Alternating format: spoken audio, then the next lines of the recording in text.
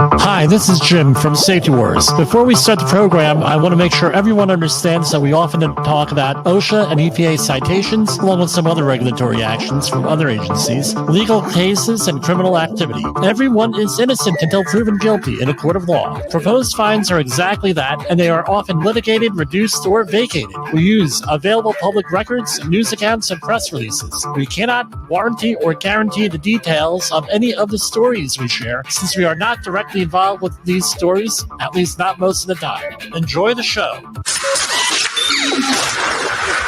This show is brought to you by Safety FM.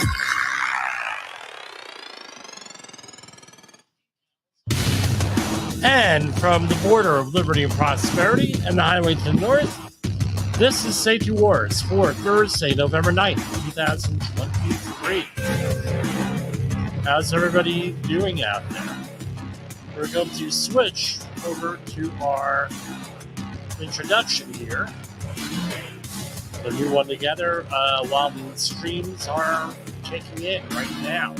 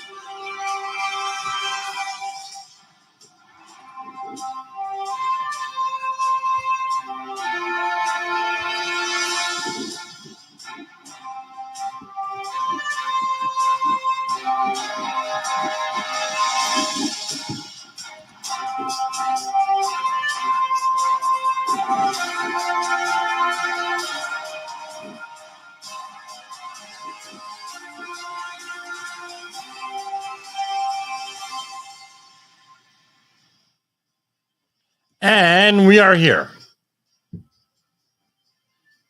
Yeah, we have to run through this whole thing.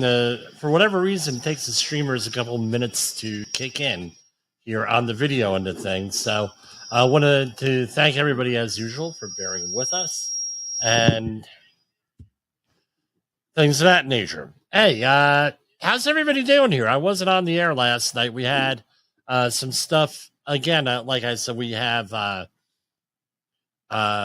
death in the family, and it's a real nightmare. We'll leave it at that. To deal with what we're dealing with here. But anyway, we're getting there. We're getting there. And thanks. I got a lot of condolences since we were on the air last. Anyway, that's not what this is about. Someone pointed something out to me, and I tried to do the retractions and clarifications and everything at the beginning of the program. And I just want to get that out of the way. There were on the September 5th program, there was a little bit of a misunderstanding on what exactly the masks, right, for things, and the masks for COVID-19. And no, the impression that some people got was, don't wear the mask, they're useless. No, that's not what it is. It's all about safety and how we define safety. Safety is what? And we start this out at the beginning of every one of our classes that we give here. And you can hear us. 845-269-5772. At the beginning of all our classes, we talk about what is safety. So we're all on the same page. Is safety, because this is important, is safety the presence of controls, guards, safeguards, procedures, everything left of the bang. If we're going to use the popular thing now, the left of the blank. Then you have on the other end, behavior-based safety, traditional safety, where safety is zero accidents, zero illnesses, zero injuries, 0, 0, 0. And God forbid you should have one, because then you're an unsafe company. And that's how it gets played.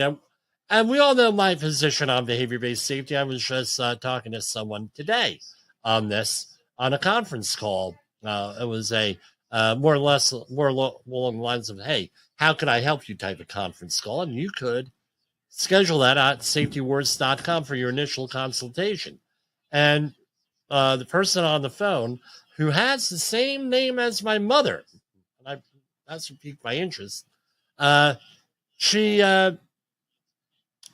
husband is a safety consultant and also the head of a very large safety company. Not safety company, pharmaceutical company, one of the corporate directors. And basically I said, look, when you get into the behavior-based safety mode, often what happens is, especially when you're dealing with people in beginning to mid-career, hey, my people are not working safe and therefore it's your fault. That's how therefore it's your fault, the safety person, and therefore the safety person gets all vindictive and says, hey, that's the worker's fault. They're not doing what I need to be done, blah, blah, blah. And we get into that with the introduction to safety. Obviously, introduction to leadership that we talked about a couple weeks ago, where people are like, well, how do I get people to do stuff if I can't do it? And it's a complete nightmare. So again, with the masks, getting back full circle, the masks are part of your overall COVID strategy. That's how I approach things with that. And people hold it against us. I'm going to do a share screen.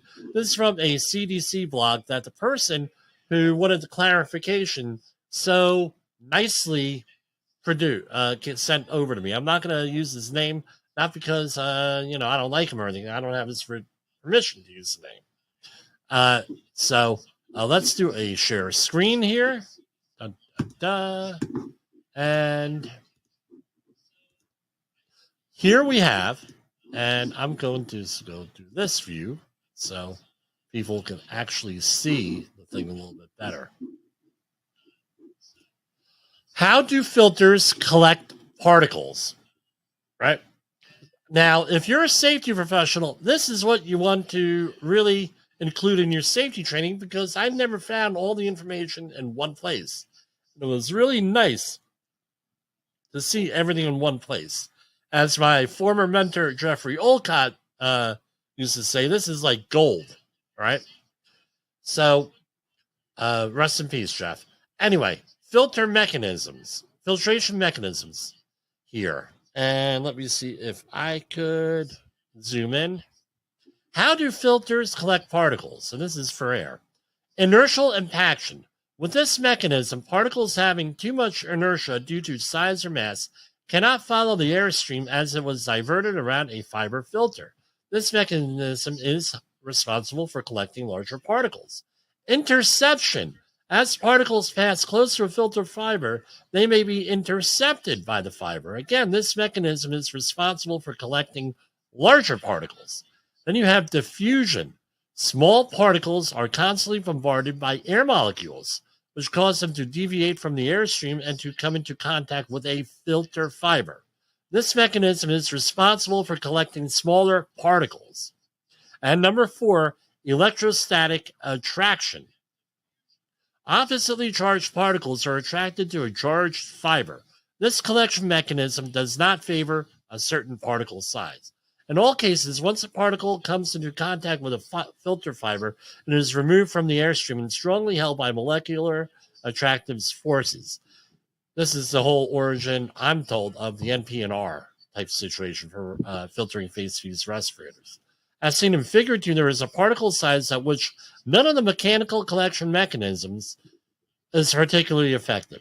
This most penetrating particle size, you gotta love this acronym, MPPS, marks the best point at which to measure filter performance. If the filter demonstrates a high level of performance at the MPPS, right, that is the most penetrating particle size, then particles both smaller and larger will be collected with even higher performance. This is perhaps the most misunderstood aspect of filter performance and bears repeating. filters do not act as sieves.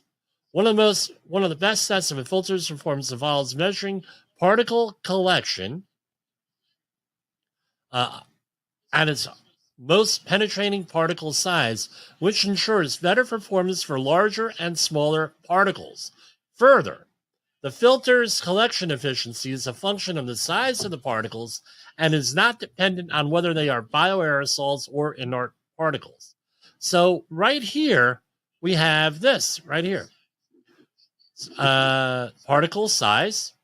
And if you go on this graph, right, there's 0.1 microns, and this is 1.0 microns. So if you go 0.1, 0.2, 0.3, hey, Jimmy, that rings a bell here, right? 0.3 is where they test filtering face-to-face respirators. And for whatever reason, that is where things are, right? Where things are hardest to do. I don't know why. I talk to God when I meet him, all right? I'll be one of the first things. Now, if you go over here on the left, we have the zero, where I put the thing here, and I'm going to see if I can highlight it. No, I can't highlight it. You have 0.1 on the end, 0.01, 0.02, 0.03. That's about roughly the size of a viral particle, 0.03, give or take, obviously. And you look, and the diffusion regime is right at 0.3 microns, right? Where it reaches 100% or 1.0 efficiency. 1.0 efficiency. Okay, so what does that tell you? This and if you go a little bit smaller, which is 0.2 to 0.3, it approaches 100%. Now, what's the point? This is why the N95 masks are effective for viruses. So consider this whatever it is, a correction, retraction, clarification, whatever you want to do it. But this is very important. This is one of those web pages, and I should make this into a separate video here on exactly for this, right? And then it tells you this testing regime here. Now, something I want to point out to everybody here is this. And the article or the blog post goes into this. For this to work, right, this is all done under laboratory conditions. For this to work and for respirators to work, they have to be used 100% of the time. They have to fit right. You have to be medically trained, medically fit to wear them. You're fit tested. You need everything to work, right? So this is why when you go down with the hierarchy of controls that we're all worried, we're all concerned about, elimination, substitution, engineer, administrate, and PPE. PPE is on the bottom because if you're going to rely on PPE for anything, COVID, for hand protection, for hard hat, anything like that, you got to guarantee that that's going to be 100% of the time worn and used properly, and everything else. That's why we talk about safety being a function of controls, where we're going to have control, right? We're going to have multiple controls. We're going to be concentrating at what we call left of the bang. I'm going to, hold on, bear with me a minute here. Right, I came up with this.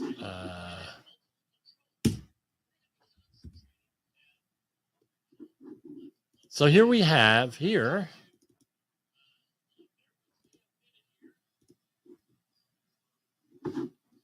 Bear with me a minute, because this was just here. I tell you what, we're going to go to commercial break, which is our custom. And I'm pulling up another thing, and it's not working. And we'll do that. In a world where danger lurks in every corner, one man stands as a beacon of hope. Jim Posel, a veteran safety expert with over 3 decades of experience, now bringing his knowledge to you with Safety Wars. Engaging, informative, and always relevant, that's Safety Wars.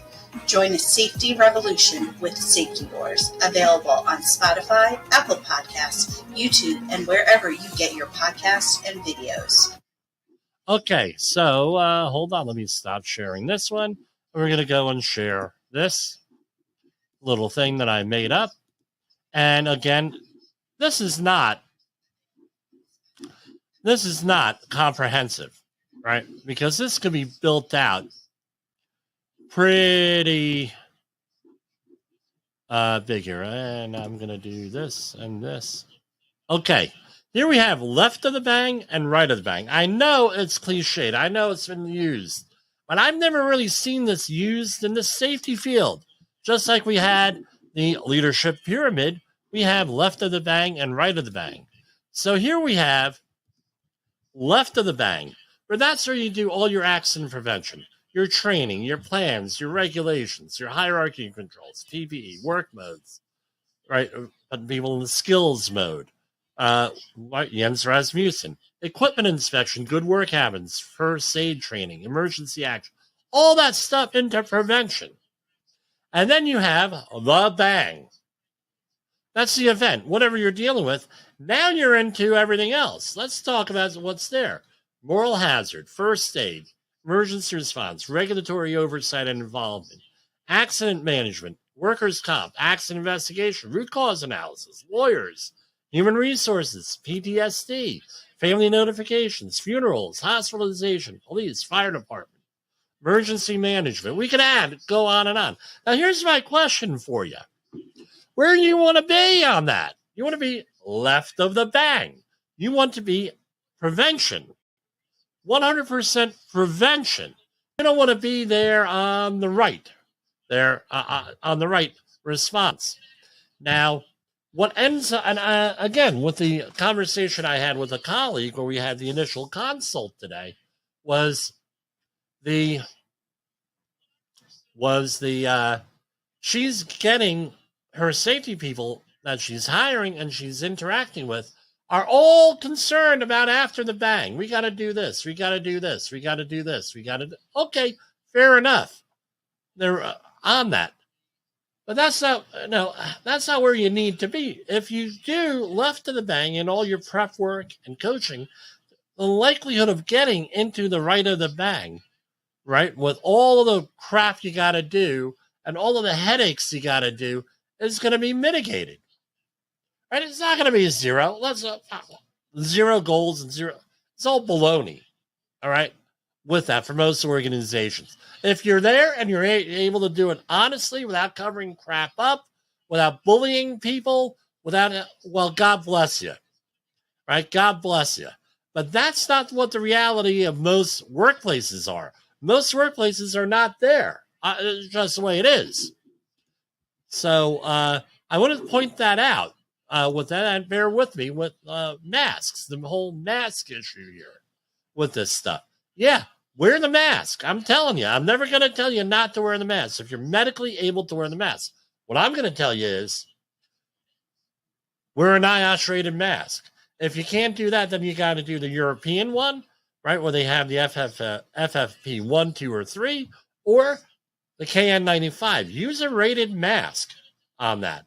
The reason why, and again, a little bit conspiratorial here, but I don't think it's a little bit conspiratorial. Two reasons why they didn't say right off the bat, or you got conflicting information, then one person denies it, and then it's on video, they just say it, and then go back and forth, is that they didn't have enough, because in 2010, they decided that we're not going to fund this anymore, so they didn't have any respirators. They being the federal government. And people like me screaming and yelling about disaster prep. Screw it. Don't have to do it. Now, number one, they didn't have them. Number two, guess what they would have had to do if they said, hey, everybody go out and wear a NIOSH-rated respirator. Then you have to do training. Then you got to do fit testing. Then you got to do medical clearance. And then you got to do all the other stuff under the 1910-134 standard in the workplace, and they weren't prepared to do that. But again, let's say that you were a private employer and you had a airborne biological hazard. Are you going to go out there and say, oh, yeah, use a face covering? I mean, you talk about lawsuits, liability, and decredentialing. Oh, man. I mean, if you're in New York, you're maybe declared a confident person, and you may go to jail for that if someone gets hurt or killed. Guess what? Government does, it's fine. Now, this is the other one. This is going to be an I told you so here, I think. All right. Now, this is from dailymail.co.uk. I had mentioned this over 20 years ago. People said, Jimmy, you're nuts. I even spoke to the great Jim Gerhardt on New Jersey 101.5 about this when this was brought up sometime in the early 2000s, late 1990s, that there were rumors and there's all this stuff going on that, hey, DNA is being stored. People went to the other wars on the web, and he's been talking about this for years. So, hey, even a clock is right twice a day, as they say. By the way, clocks, you could have hands, right, and a stop clock, right? 24 hours of it going around and around, that sort of thing. If you're too young to remember what a clock looks like, your standard clock. But anyway, here it is from dailymail.co.uk, and it's published today. Stacey Liberatore for dailymail.com. Your baby's DNA is being stored for decades in government labs and can be used in police investigations without your permission. And New Jersey, again, ding, ding, ding, New Jersey 101.5. I was in New Jersey when I mentioned this. I was told I was nuts. New Jersey parents are now suing for rights to their infant's blood. Newborn DNA can be stored for months, years, or indefinitely at government labs. New Jersey police were found to obtain samples for a case without a warrant. Right? Nearly every U.S.-born baby has blood drawn to check their risk of about 60 rare diseases within hours of coming into the world. What many parents may not know is that these DNA samples can be stored in a government lab indefinitely, allowing law enforcement access to blood for investigations into a child's relative. So, for example, your relative kills somebody, rapes somebody, DNA is left behind. Guess what? They can find your relative based on probability and identify him based on your DNA. I know people who will not do the 23andMe thing. And I did it, and you know what? I found it very empowering. It was actually, I felt, empowered. I got all this genetic background. I mean, it's good. I found out I'm part I'm part West Indian, Malawi, I think it's called. West Coast of India. Persian, right? Cousins with Alexander Hamilton. Okay, it was 5,000 years ago. I thought it was great. But I know families that will not do 23andMe or anything like that because, why do you think? Because their relatives have committed crimes. They think, not convicted, but they'll be found out. And now they can do it because a 1996 cold case was solved last year after New Jersey police collected the baby's DNA without a warrant to investigate the child's father, grabbing the attention of some parents who are now suing state officials over its storage practices. Hannah Lavaglio, a resident of Cranberry and plaintiff, Cranberry is exit 8A on the New Jersey Turnpike. This is a true parent rights issue. This is their body. This is their property. Supreme Court has said that, by the way. So I think they're going to win here. Taken from them from 5 years of being a minor, right? And the state is not required to give any justification. New Jersey can store samples for up to 23 years, while others like California, Massachusetts, and Maine are indefinite. Let me share this one with everybody here. Right? We're going to share this one because there's a nice little diagram here on this. So here we have the diagram. Let me go back and boom. Okay. So less than 6 months in some states, and then getting into the black, the red is much more indefinitely. Something interesting, guys. Yes, it is something very interesting.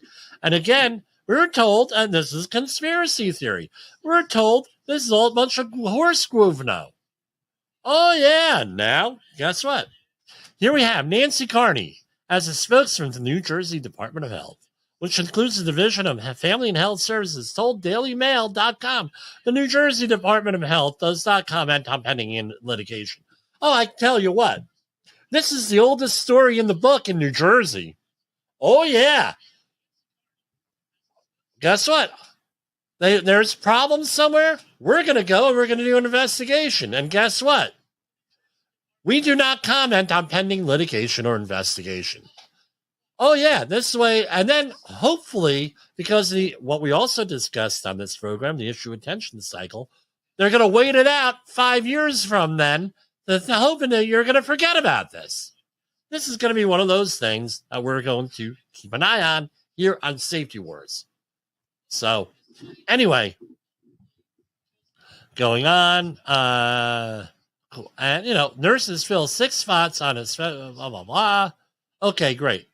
Most states have stored DNA since at least 2001. California, what a big shock. I'm shocked. Began storing samples indefinitely in a state-run biobank in 1983. So, okay, the other people were off by 10 years, 13 years. Wow. Let's see if I know this person. They got a nice picture of her. Hannah Lavaglio. You know what I'm going to do? I'm going to go to Facebook and see if she has a Facebook profile. Because I may know her. Because I used to work in Cranberry, New Jersey. A lot of the stories come from when I used to work in there, right? So here we go. Okay. Let's see. I'm sorry. I'm not really supposed to do this on there. Screw it. It's my show. Okay. Hannah.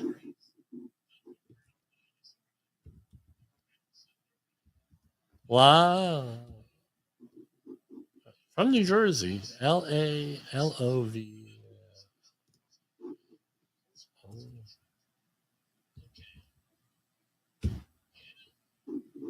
Hold on, bear with me here.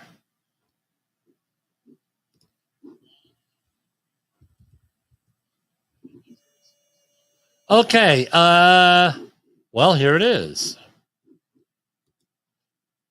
Okay. Okay, she has posted this posted this publicly on her Facebook page. So you may want to check it out. I don't know. Anyway, something interesting to talk about. What was omitted from the article is that she is a pastor at the First Presbyterian Church of Cranberry. Now you're going to say, Jimmy, okay, what's the big deal about the First Presbyterian Church of Cranberry? Okay, again, why do I remember this crap? I don't know why I remember it. That is the church of Todd and Lisa Beamer. And if you remember from September 11th, he said, let's roll. And he was a member of that church. So something to think of. Remember. Why do I remember that? So I can't even remember my phone number half the time. Anyway.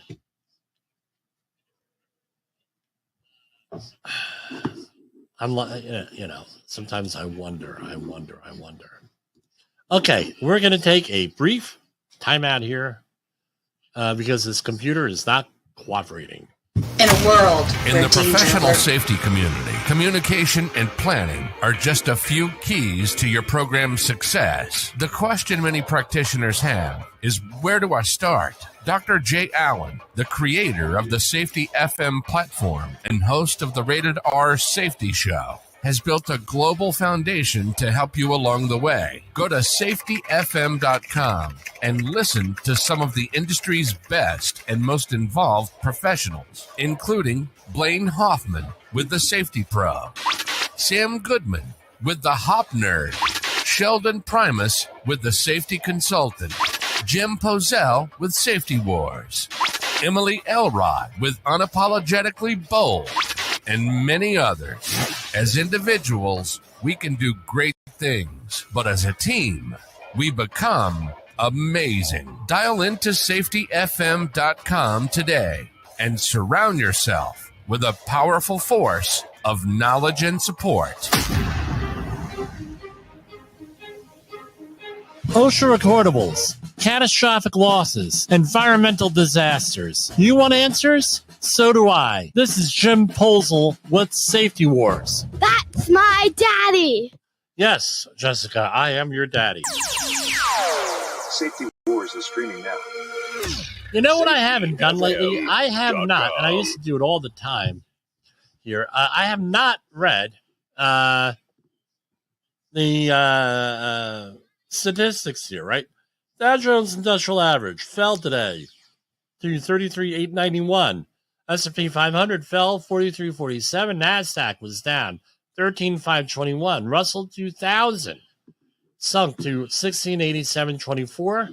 Gold is U.S. 10-year Treasury down slightly, 4.633.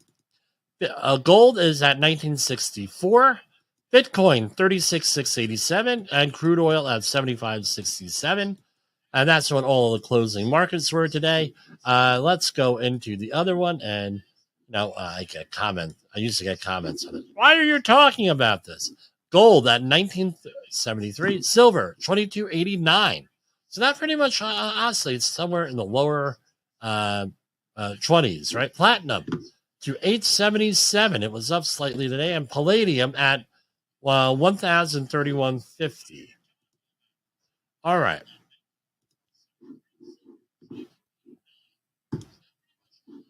All right. What else we got here going on today? This, and we have that. Boom. This is from some of the press releases that are out there from the Centers for Disease Control.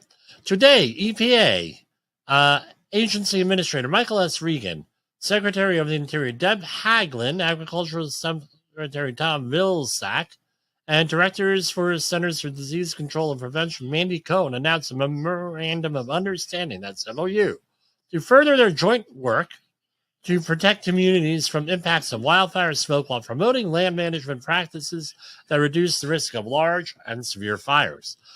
Now, this goes in with everything, right? We just finished Fire Safety Month. Okay, they're always talking about climate change, and the climate change gets blamed for everything here. But again, how are you preparing for that? I know with a lot of properties out here, right? They have overgrown trees and a lot of what we used to call detritus. Right, that's stuff on the ground. Are you clearing any of that out? Right?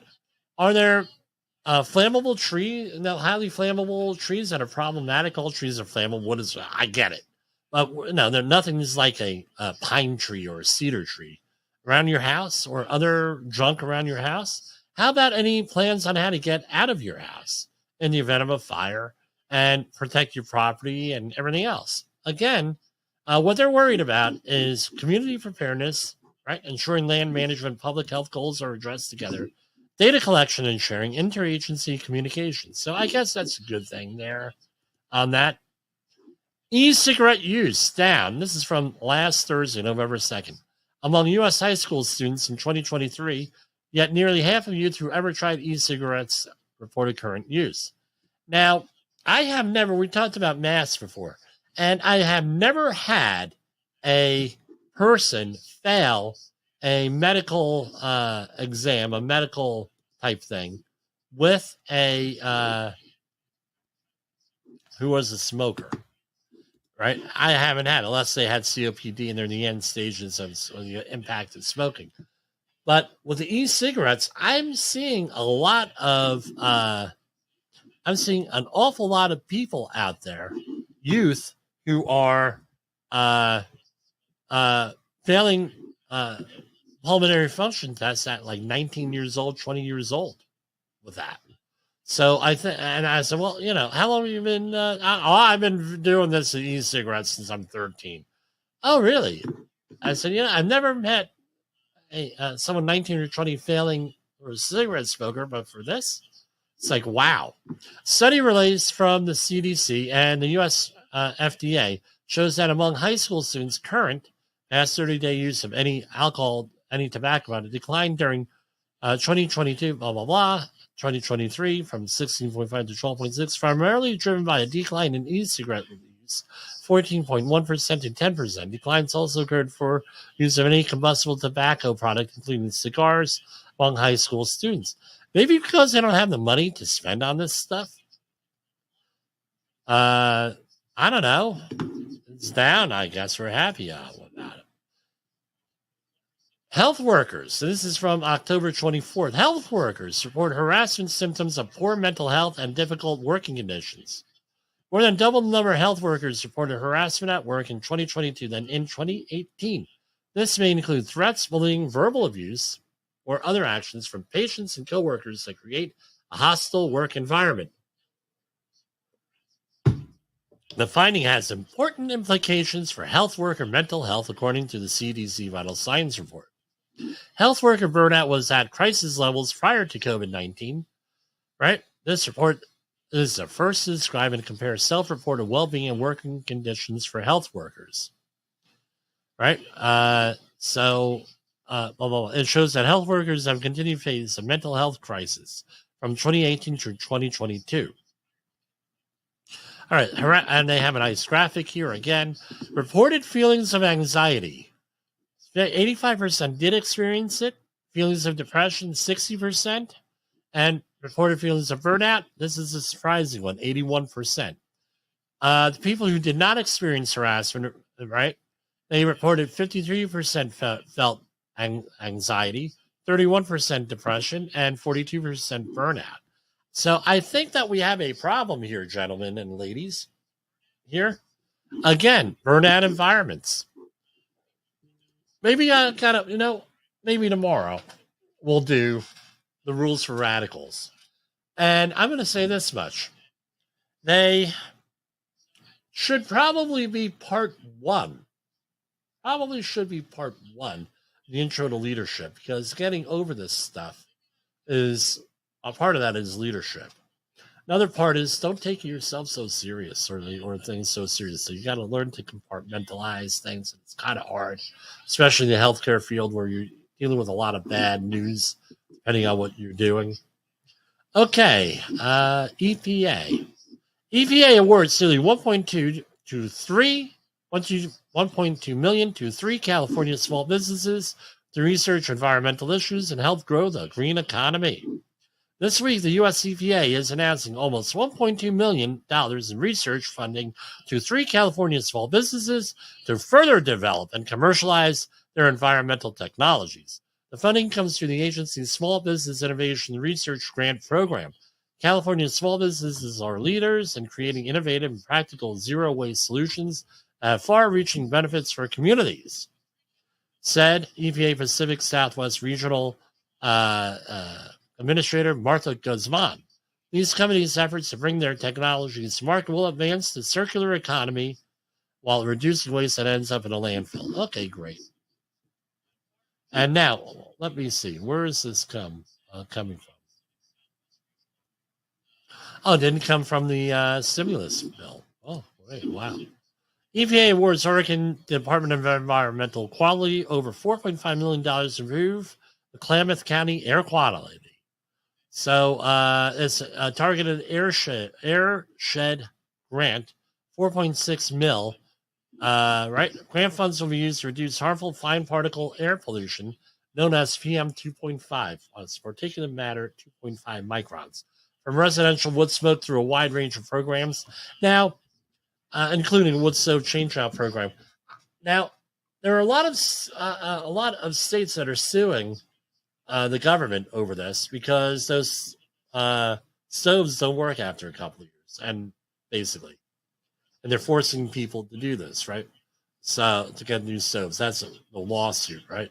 The grant allows Klamath County Public Health to change out approximately 300 wood stoves to cleaner heating devices such as heat pumps and natural gas furnaces. Hold on, I thought that the EPA was phasing out natural gas stuff. Here they're funding natural gas stuff? Really? Wow. But anyway, a lot of money out there, right? What's great about it is it's not their money, it's our money. EPA finds St. Louis scrap metal facility for alleged Clean Water Act violations. A recycling company of St. Louis, Missouri will pay $68,000 in civil penalties to resolve alleged violations of the Federal Clean Water Act. According to the U.S. EPA, the company failed to adequately control stormwater runoff from its scrap metal recycling and processing facility. EPA says that these failures could result in illegal discharges of pollution to the Tennessee River. Okay, great. EPA awards $3.2 million to small businesses to research complex environmental issues and help grow the green economy. Today, and this is from yesterday, today the U.S. EPA announced 3.1 plus, almost 3.2 mil, in research funding to 8 small businesses to further develop and commercialize their environmental technologies. Recipients of this year's Small Business Innovation Research SBIR funding include companies developing a natural-based treatment for gray water use that is treated sewage, a system to remotely sense fugitive methane emissions in abandoned wells, and field-deploy devices to rapidly screen drinking water for PFAS. I forget. That's one of those things. It's a bad thing in water, right? And we have... they're spread out all over the country. We got one guy in Oregon, and one in Wisconsin, one in Indiana, one in Florida, another in 3 in California, and one in Pennsylvania. I've never heard of any of these companies. And let's do a time check here. We're going to go to commercial break. Have you listened or watched the Safety War Show? It does stream live on the radio and on the streamer-emers that we have. So if you have not taken a listen to Jim Bolzel and what the hell he's doing every evening with Safety Wars, I would strongly encourage you to take a view or take a listen, whichever option is available for you, and take a listen to what the hell he has going on. It will take some deep dives and some information that you might be interested in. Okay, so we are back. We're in our final couple of minutes here of the show. We started a little bit late. I apologize on that. We got a lot of stuff going, a lot of moving parts. All right. Here's one from Study Finds from John Anderer, Aurora, Colorado. What's the average age of a person entering long-term care? Researchers from the University of Colorado Anschutz Medical Campus now have an answer to this difficult question, as well as how long older adults are likely to live with a disability before opting for a nursing home. Turns out the number is now 84 years old, usually preceded by months of both severe disability and escalating caretaking by the person's loved ones at home.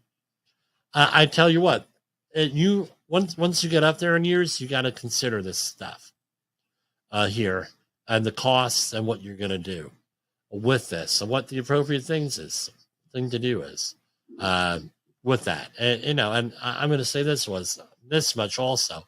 If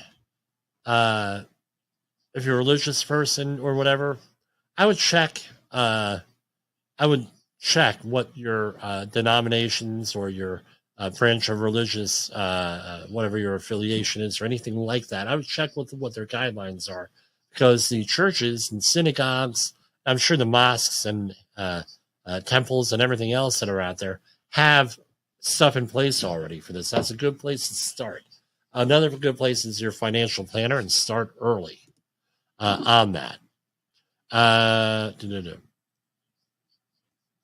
some other stuff. Anyway, that's what I got tonight here for this. And we're going to go and share screen again one last time. We put together a little outro video. And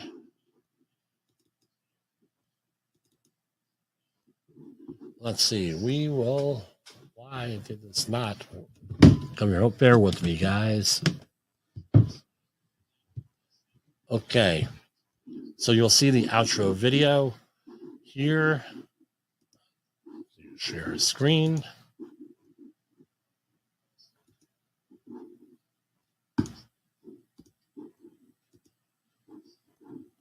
And we'll be seeing you tomorrow night here. And we'll see you.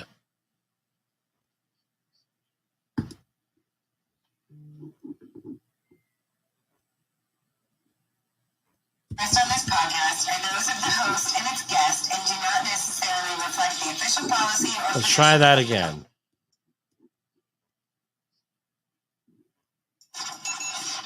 The views and opinions expressed on this podcast are those of the host and its guest and do not necessarily reflect the official policy or position of the company. Examples of analysis discussed with this podcast only examples. They should not be utilized in the real world as the only solution available, as they are based only on very limited and dated open source information. Assumptions made within this analysis are not reflective of the position of the company. No part of this podcast may be reproduced, stored in a retrieval system, or transmitted in any form or by any means, mechanical, electronic, recording, or otherwise, without prior written permission of the creator of the podcast, Jay Allen.